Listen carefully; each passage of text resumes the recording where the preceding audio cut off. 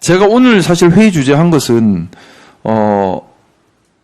이게 단순히 소방의 문제가 아니라 좀, 지금 희생자가 발생을 했습니다. 근데, 발생하지 않아야 될 희생자가 발생했다라는 생각이 들어서, 원룸과 원룸 사이에 페인트 저장 시설이 있고, 페인트 저장 시설에서 화재가 발생해서 원룸으로 번지고, 유독가스가 인근 원룸으로 다 번져가고 있는 거거든요.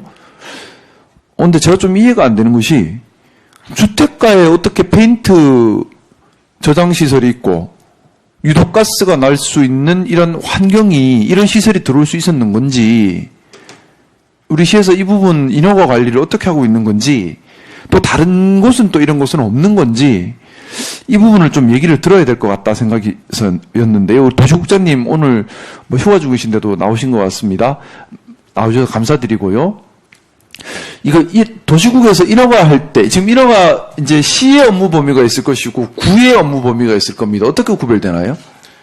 네, 그거는 우리 시의 건설주택국 소관이고요. 그 통상적인 인허가는 대부분 다 그 구군 업무입니다.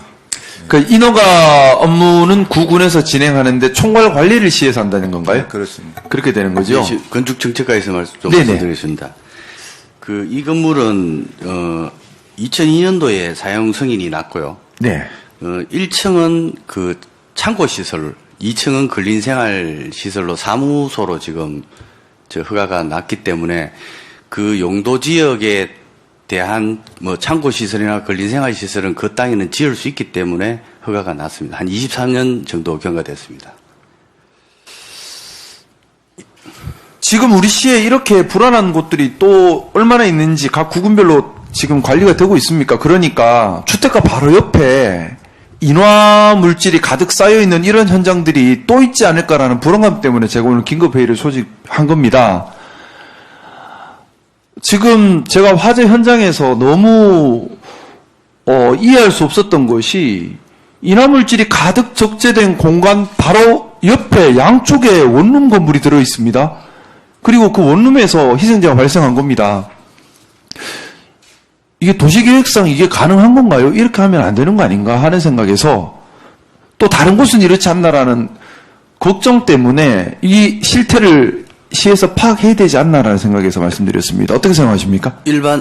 현행법상 일반 주거지역 내에 원룸은 주거지역으로 지을 수 있고, 아까처럼 근린생활시설이나 창고시설은 허가가 나기 때문에 현행 법률상은 가능한 시설로 되어 있습니다. 다만 창고시설 안에 어떤 시설들이 들어가는 거에 대한 거는 허가 이후에 일어난 일이기 때문에 저희들이 그 부분은 한번 살펴볼게요. 그러니까 이제 원룸이 먼저 들어서면 그 옆에는 원칙적으로 못 들어가는 거잖아요.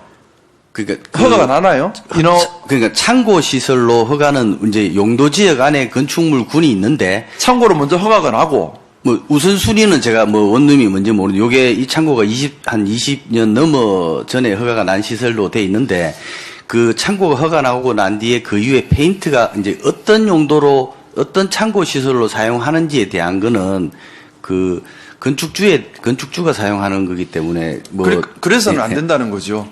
그래서 지금 말씀대로는 창고 허가가 났고 창고 안에 뭐가 있는지는 모르겠지만 창고 바로 옆에 원룸이 있다는 거지 않습니까?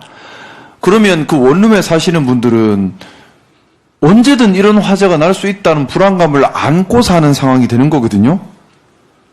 그러면 관련 법령을 우선 검토를, 저 생각에는 분명히 그거 제한이 있을 거라는 생각이 듭니다.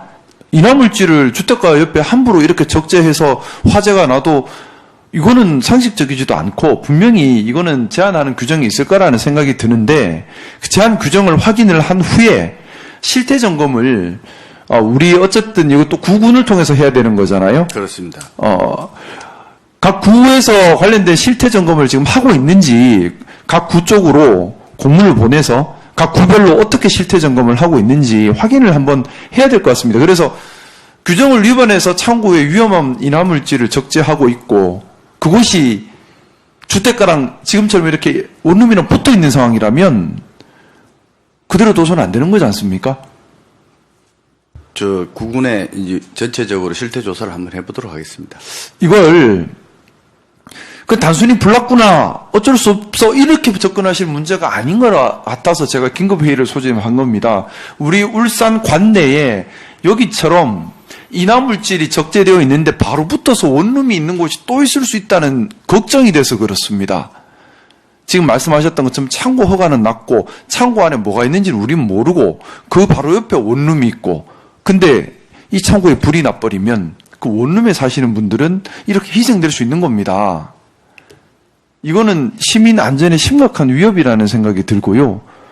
그리고 이걸 구군과 빨리 협조 체계를 구축해서 실태 파악부터 빨리 해야 되지 않을까라는 생각이 듭니다. 여기 말고 다른 현장이 또 있을 수도 있는 거잖아요. 바로 조사토록 하겠습니다. 예, 이거는 미룰 일이 아닌 것 같아요. 그래서 이거 단속은 만약에 인화물질 적재하는 것에 규정보다 많이 적재되어 있거나 또는 규정상 적재할 수 없는 인화물질이 창고에 돼 있다면 그 단속은 누가 합니까? 구에서 합니까? 아니면 소방에서 합니까? 어떻게 건축법상 그 용도를 건축법상 용도만 건설해서 하시고 인화물질은 소방에서 단속하나요? 네, 그렇습니다. 그 허가 대상 이상 되면 소방에서 허가를 내주고 단속을 하고 있습니다. 소방에서 단속하고 있는 거죠? 네, 그렇습니다. 소방에서 이 지금 각 구별로 뭐 애쓰고 계시겠지만은 좀 더 친밀하게 단속을 해야 될 것 같습니다. 소방서별로 이거는 관리를 해야 되는 거죠? 네, 하게 되면 이제 소방서에서 이제 전수 조사를 해야 되는 부분이고, 네. 지금 구군하고 같이 뭐 협업을 하면 좋을 것 같습니다. 그러면 지금 우리 소방행정과장님 나와 계시니까 일단 화재 상황 진압 완료된 후에 최단 시간 안에 계획을 좀 세워 주시지요. 그래서 각 소방서와 각 구군 간의 협조를 구해서 특히 이렇게 원룸에 붙어서 인화물질이 적재된 공간 없는지 이거 시민들이 불안해서 어떻게 삽니까? 원룸과 인화물질 창고가 붙어 있다는 게 이게 우리 상식에 안 맞는 얘기지 않습니까? 그렇죠? 규정이 분명히 이거 이러면 안 된다는 규정이 있을 거거든요. 그 규정 확인하셔가지고 그 규정이 있죠. 조례로 보면 있습니다. 지금 법상은 보면 이제 허가 대상 이상이고 네. 조례에 보면 그런 이제 그 허가 대상 아닌 신고 대상에 대해서도 관리 부분이 있는 걸로 알고 있습니다. 네. 그래서 그 규정을 정확히 확인하셔가지고요. 그 규정에 따라 규정 위반 적재 사항은 없는지 그냥 단순히 화재가 났으니까 화재 진압하고 끝난다 이렇게 접근하지 마시고요. 단순히 화재가 났으니까 불 껐으면 끝이다 이렇게 접근하시는 문제가 아닌 것 같습니다. 저는 현장에서 너무 충격을 받은 것이 어떻게 인화물질 적재 창고가 원룸에 붙어 있느냐 하는 겁니다. 그게 왜 관리가 안 되냐 하는 겁니다.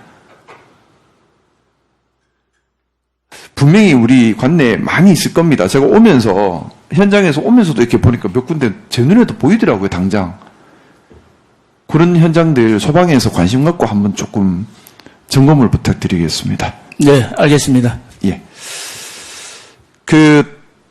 아마 그런 경우들이 있을 거예요. 이렇게 위험한 인화물질 창고가 먼저 지어지고 그 옆에 이제 원룸이 지어지는 경우들이 있을 거거든요.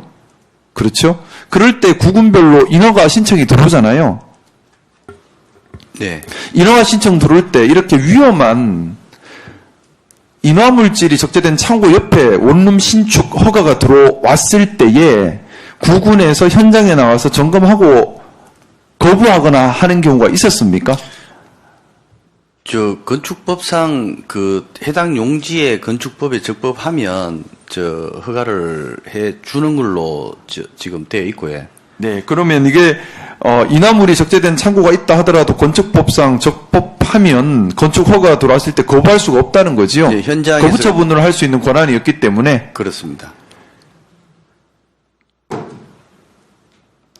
그러면 이런 경우에는 우리 도시국에서 최초 이런 용도지역 지정할 때에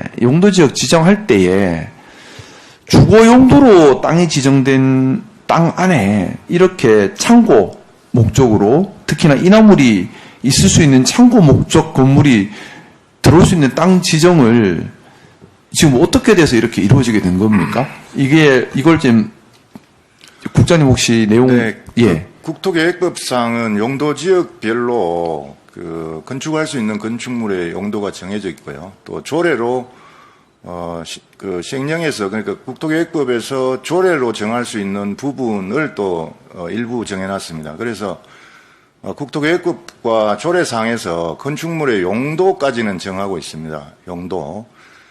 그 용도 중에서 또 세부적인 건축물의 용도는 또 건축법으로 또 제한을 세분을 하고 있습니다. 네. 지금 우리 울산에 오늘 화재 현장 같이 이렇게 위험한 인화물질을 적재한 창고가 있고 이것과 바로 맞붙어서 원룸이 지어진 현장들이 더 있을 겁니다. 분명히 발견을 최대한 해서 안에 인화물질 보관하는데 불법은 없는지 또 과연 이것이 맞는지 개선할 방법은 없는지 우리 도시국, 건설국, 소방 함께 협업해서 필요하다면 TF를 만들고 필요하다면 시의회를 설득해서 조례 발의를 해서라도 여기에 대한 대응책을 세워야 되지 않을까라는 제안을 드립니다. 상식적으로 생각해 보십시오. 인화물이 가득한 창고에 불이 나면 그 옆에 살고 계신 원룸에는 특히나 우리 울산 같은 경우는 노약자들이 많이 계신 경우들이 있거든요. 오늘 희생되신 분도 고동이 좀 쉽지 않으셨다고 말씀드렸습니다. 이런 참사가 또 있어서는 안 되지 않겠습니까?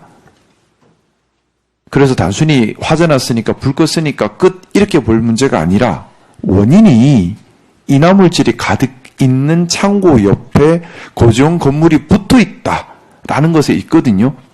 도저히 그러면 규정상 조례상 어떻게 할 수 없다면 소방시설이라도 보강해야 되지 않겠습니까? 그런 현장, 그런 장소에는 그리고 그런 곳에는 관할 소방서에서 더 관심을 갖고 예방활동을 해야 되지 않을까 합니다. 원칙적으로는 이런 상황이 벌어지지 않도록 도시계획을 하고 인허가 관리가 되어야 할 것이고 이미 도시계획도 됐고 인허가가 돼서 어떻게 할 수 없다면 소방 장비, 소방 예방 여기라도 좀 집중을 해서 이런 참사가 일어나지 않아야겠다라는 생각입니다. 어떤가요? 좀 그렇게 좀 준비를 해주실 수 있으실까요? 좀 그렇게 이거를 서로 간의 부서 간의 협조 또 구군과 협조가 필요한 일 같습니다. 실태 점검만 하더라도 우선은 실태 점검부터 먼저 좀 부탁을 드리겠습니다. 과연 몇 곳이나 이렇게 더 위험한 곳이 있는지 소방서에서도 현황을 알아야 소방 예방 활동 또는 소방 장비 보강 활동을 하실 수가 있지 않겠습니까? 그래서 구군과 협조해서 실태 점검을 하고 구군에 관련된 협조 공문도 좀 바로 준비를 부탁드리겠습니다. 예, 오늘 중으로 그 공문을 발송해서 일단 소방본부하고 협동을 해서 할 수 있도록 그렇게 조치를 취하겠습니다. 그리고 더해서 관련 조례가 가능하다면 기존에 이렇게 위험한 인화물이 적재된 창고가 먼저 들어서고 그 다음에 원룸이 들어서는 경우에 원룸 허가를 해줄 때에 옆에 이런 시설들이 있는지를 확인하고 보고하고 그리고 적절한 이격거리든 아니면 소방 장비든 갖출 수 있는 조례 제정이 가능하다면 검토하셔가지고 한번 확인을 한번 해주시면 좋겠습니다. 가능한지. 알겠습니다. 네, 시장님, 예. 우리 시 도시계획 조례로 건축물의 용도에 대해서 좀 제한이 가능한 부분도 있습니다. 그래서 실태조사 결과에 따라서 저희가 그 부분을 조금 더 좀 제한을 할 수 있는지 그런 부분을 면밀히 검토하겠습니다. 네.